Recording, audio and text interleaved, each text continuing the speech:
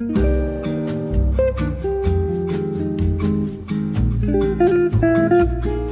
guys, Ash here coming at you today in Raid Shadow Legends. Welcome to the video, guys. I'm happy to have you here, not the other viewers, just you, me and you today, okay? Just the two of us. If you're new to the channel here, my name is Ash, Raid Shadow Legends. It's right in the title. It's nice and easy to find, right? I put out mediocre content for Raid Shadow Legends every single day. I get some beginner content like today's video, some intermediate, and some advanced content. I've started 2 accounts and I made the same mistake 2 times, right? I have my pay-to-win account, my main account, which I'm on right now, and I have my free-to-play account as well. We have no money. And I basically started to invest in way too many champions, in the wrong champions, especially early on. This is a great video, even if you're not a beginner, to give to a friend or a family member or whoever that you want to get hooked on Raid Shadow Legends with you, you dirty degenerate. Today, we're going to walk through the 3 champions that I would max out first on my account, kind of a game plan to get you through your first like 30 to 40 days playing Raid Shadow Legends.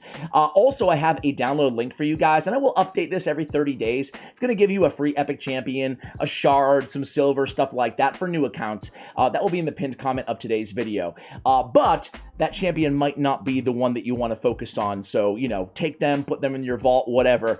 But listen to these 3 champions, okay? So, again, don't make the mistake that I did. Don't spread yourself too thin. They're going to throw a lot of kind of free champions at you, or just a lot of crappy champions at you in the beginning of Raid Shadow Legends. But really what you need to focus on is kind of setting up and establishing the main components, meaning like a nuker, a support champion, a debuffer, a speed champion, right? For basically anywhere in the game. We're talking arena, we're talking clan boss, we're talking dungeons, right? Where you're going to be spending the most of your time as a new player. I'm also going to guide you through how to gear out these champions, which artifacts to use, and which stats are most important on these 3 champions. So, without further ado, let's start with the starter, right? I mean, I'm not going to spend a lot of time on this because all of them are solid, right? We have Galek, who's my least favorite of the 4, but he's still just fine. We have Elhain, and we have Aethel.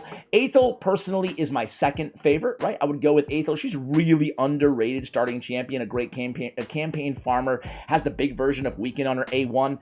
Just a really, really strong champion. And then Elhain, as I mentioned, Elhain scales really well into the end game. So if you want a champion who's going to last you kind of the longest, because you can use her in the end game as a control champion with 2 strong AoE attacks, you can go with Elhain. However, I do think that the best champion still for beginners in this game, in my opinion, is going to be Kayle, right? So if you just want the best of the best, at least it's going to help you out the most in the next year or so playing this game, I would go Kayle because he's bringing poisons to the table. He can be a campaign farmer with his A2 ability, a nice strong AoE attack. You have to build these champions, except for Elhain. Elhain you have to bring to 100% crit rate, but these other champions, you can bring them to an 85% crit rate because they have an extra 15% to inflict a critical hit in their kits. However, again, on champions like Kayle, I would still err on 100% because we want to make sure we're placing all these poisons every time, but that just does to apply to their AoE attacks.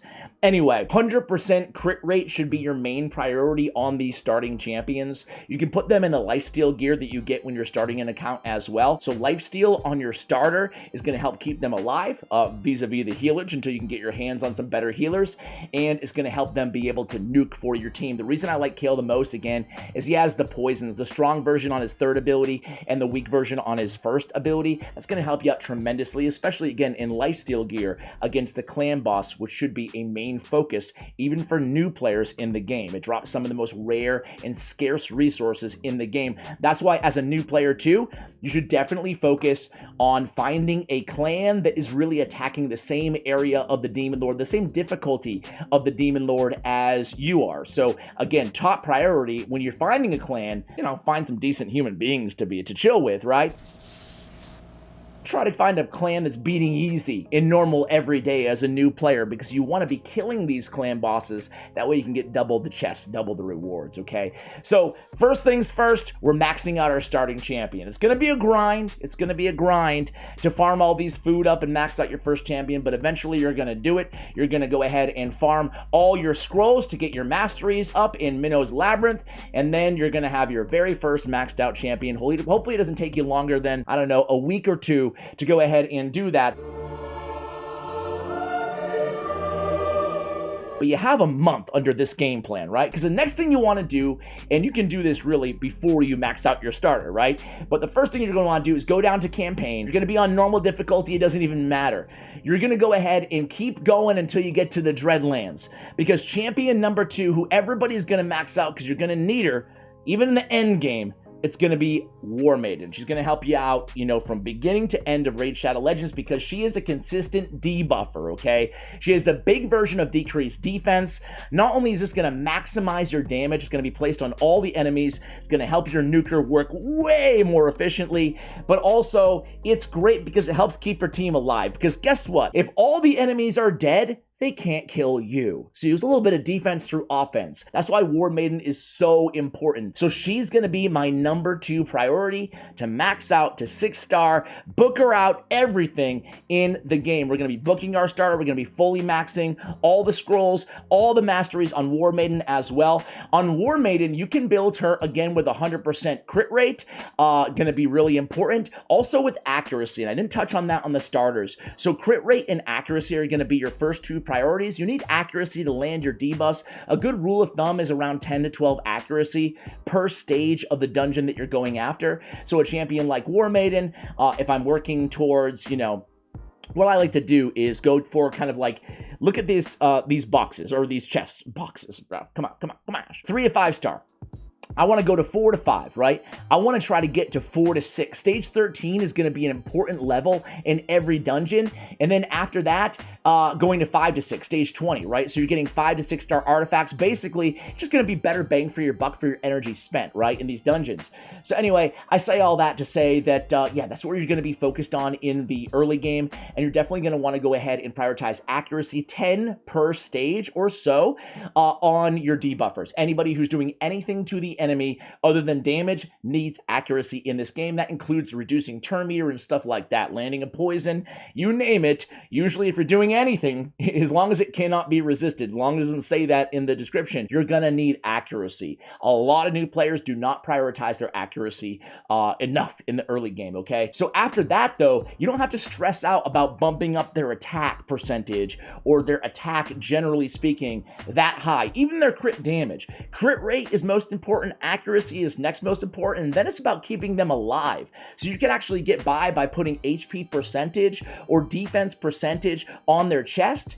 Usually on the boots, you're going to be wanting putting speed on all of these champions. So who is the third champion? Now we have 2 champions. We know how to build them. The third champion's you're going to get her for free. It's going to be your first epic champion. I like focusing on 2 rares first because they're not that expensive comparatively to max out. Plus, legendaries and epic skill tomes are very hard to find. Those are the things that upgrade their abilities, right? Very important. You don't want to be like investing in a bunch of, you know, food for legendary champions, and then you have no legendary skill tomes to actually upgrade them and get their full potential, okay? So the next champion you're going to get is High Katoon. If you happen to pull like an apothecary or another speed booster in the meantime, there's Diabolus, who's campaign farmable as well. I mean, nothing wrong with using those champions, but for me, I like to diversify my first higher rarity champion after 30 days. Perfect timing because you're going to get her as a daily login reward, High Katoon. She's so important because she's going to be an increased speed and a turn meter booster for your arena team